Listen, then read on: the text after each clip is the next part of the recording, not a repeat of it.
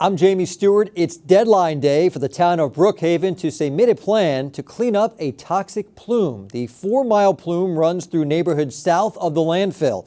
To clean it up, the town wants to hook up more homes to public water systems and expand a drinking water monitoring program. I am hoping that it will get rid of and filter through water filtration, the issues of all the contaminants that are in our land. The DEC had its own ideas, which included removing trash from the landfill and building groundwater treatment plants. In 2 minutes, why the town rejected them. Well, a Selden Spa employee arrested again, accused of forcibly touching another woman during a massage. Police say the victim reported being inappropriately touched by Lee Yang-hee at the W Foot Relaxing Spa last month. As we reported, the 52-year-old Levittown man was arrested on the same charges Sunday. Police are asking anyone who believes they may also be a victim to call them.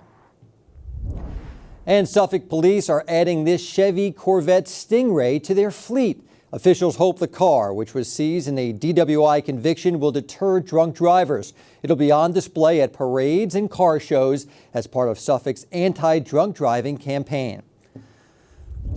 Nassau County voters could see new voting machines in November. The system of marking ballots with a pen will remain in place. However, new ballot reader machines are being rolled out. They're expected to be in place for this year's elections at more than 350 sites across the county.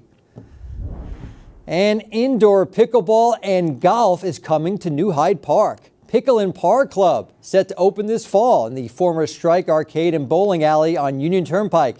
It already has locations in Melville and Smithtown. And the YMCA is going to build a $30 million community center in Elmont. This vacant office building on Elmont Road will be torn down for the new facility. It's expected to have wellness education programs and a gym for sports and community events. And checking out your Friday forecast, keep the umbrella handy if you've got plans tonight. Right now, it's dry with clear skies here at Main Beach in East Hampton. It'll be sunny for most of the day with highs in the upper 50s to low 60s. Tonight, clouds move in and there's the threat of some rain. More clouds and rain chances for Saturday. Sunday is the better weekend day with temps in the 50s. Monday and Tuesday look pretty nice. We may see more showers the middle of next week.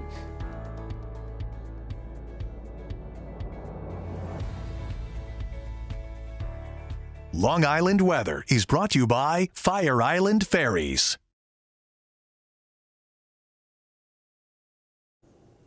Well, it is deadline day for the town of Brookhaven to submit a plan to clean up a 4-mile-long toxic plume. Virginia Huey lays out the town's proposal and tells us why some say it doesn't go far enough. It has gone from worrisome to disruptively frightening. Juliana Kirk of Brookhaven is blunt about her growing fear of living near the Brookhaven landfill. A 4-mile-long toxic plume runs through the neighborhood south of the landfill. The Department of Environmental Conservation ordered the town of Brookhaven to come up with a cleanup plan last summer after a state-mandated report determined the 52-year-old landfill was a contributing source of toxic forever chemicals in the plume. The deadline to submit the plan is Friday. I am hoping that it will get rid of and filter through water filtration, the issues of all the contaminants that are in our land. Last month, Brookhaven officials rolled out their plan at a packed town hall meeting. It calls for hooking up more homes to public water systems and expanding a drinking water monitoring program. But closing the landfill still will have to wait until 2028. State environmental officials suggested far more costly options, such as removing decades-old trash from the 192-acre landfill and shipping it elsewhere, or building groundwater treatment plants around the dump. The town rejected both ideas. In a phone interview with Newsday, Brookhaven Town Supervisor Dan Panico said the town's plan was the most realistic and the most cost-effective option for cleaning the plume. Panico also issued a written statement saying, in part, it is premature to give further comments on the report at this time, as the New York State DEC will review this report and provide further feedback to the town. Once the town receives these comments, the town will assess next steps. Currently, what we've seen is that there is no plan to clean up the plume. And what they have proposed is woefully anemic. Environmentalist Adrian Esposito said Brookhaven's plan does not go far enough to protect public health and nearby waterways. We can't be cheap because cheap is expensive. Polluting the bay and the harbors and the South Shore estuary is very costly, and it's also quite dangerous. A DEC spokesperson said it could take the state agency up to several months to approve the plan. For Newsday TV, I'm Virginia Huey. And you could read more about Brookhaven's cleanup plan on Newsday.com. Click Get More below the Newsday TV video box. Well, if you turned on last night's Knicks game about 20 minutes after tip-off, it was over. The Knicks with a historic 51-point beatdown of the Hawks to advance to the second round of the playoffs. Knicks beat writer Steve Popper is in Atlanta looking at who they could face in the Eastern Conference semis.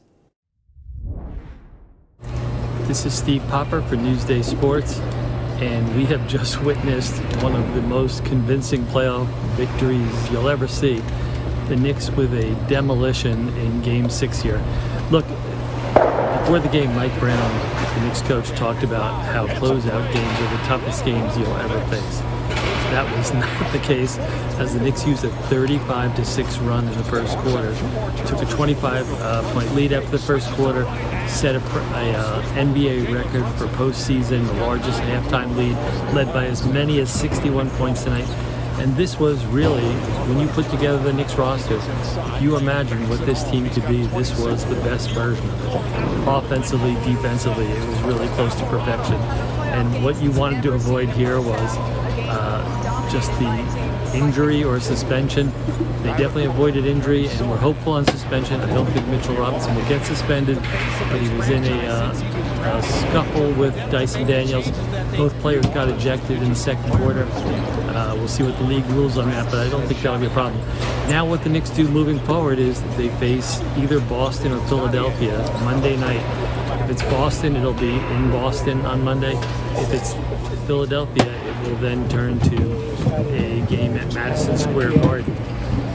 Anyway, this is Steve Popper for Newsday Sports, and we'll see where we are next. Thank you. All right, thanks, Steve. I've been watching Knicks games for 40 years. I've never seen a performance like that. The Knicks' next game is Monday. Read more about what they need to do to keep their postseason run going on Newsday.com. Click Get More below the Newsday TV video box. Feed Me is brought to you by GL Homes, a reputation built on quality and trust since 1976.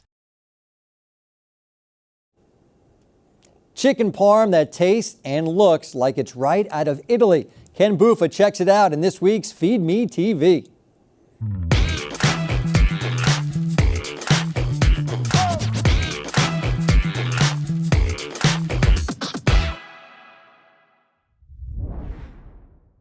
This is the Pollo Tricolore you could only find here at Vespa. Let's go inside and see how this massive chicken parm is made. The Pollo Tricolore. The way we played it, looks like the Italian flag. It is a double breast chicken. We pan fry it. So the reason why I pan fry, like I said, it has more of a home cooked feel to it. It's one of those dishes that it's simple, but it took on a life of its own. We put mozzarella all over. We put Parmigiano Reggiano. We'll put Pecorino Romano, and then we put fresh mozzarella cheese right in the middle. Oh my gosh! And then it's literally the size of a 14-inch plate. Basically, it's a pizza platter. We serve it on, and we have the rigatoni underneath it. So we have pomodoro sauce, alla vodka sauce, nut-free basil pesto, and then we just hit it with a Pecorino Romano right on top. That's it, buddy. Pollo Tricolore. We love it. We love making it. Customers love eating it. They take it home because it's too much, but they would eat it in a way where they left half of the flag. So whatever they took home still had all three sauces on it. There's a special way to eat this, and that is to cut horizontally across it so you get a little bit of each sauce, stack it all up. Look at this bite. It's going to be amazing. Put that cheese around there and It is so good. The chicken cutlet is delicious. The breading is perfect and there's such crispiness. The penne vodka is so tasty and that pesto sauce and the mozzarella cheese just brings it all together. This dish is amazing. Ken Buffa, Newsday TV. Benedetto! Benedetto! Oh! Benedetto! Kenneth? Just like the Italian flag, it's almost too pretty to eat. All right, you can find more viral food hotspots and our critics' picks for the top places to eat on Long Island on Newsday.com. Click Get More below the Newsday TV video box.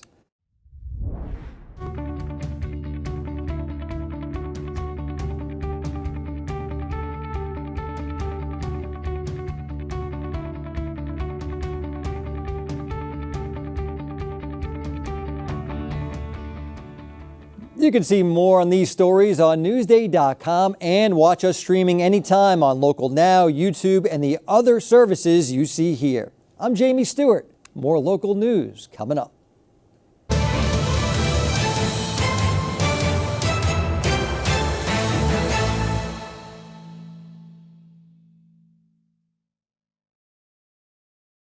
An inside look at Long Island businesses as Newsday presents LI Works. Join Ken Buffa as he samples unique jobs and meets the people behind them. LI Works, now available at Newsday.com/LI Works.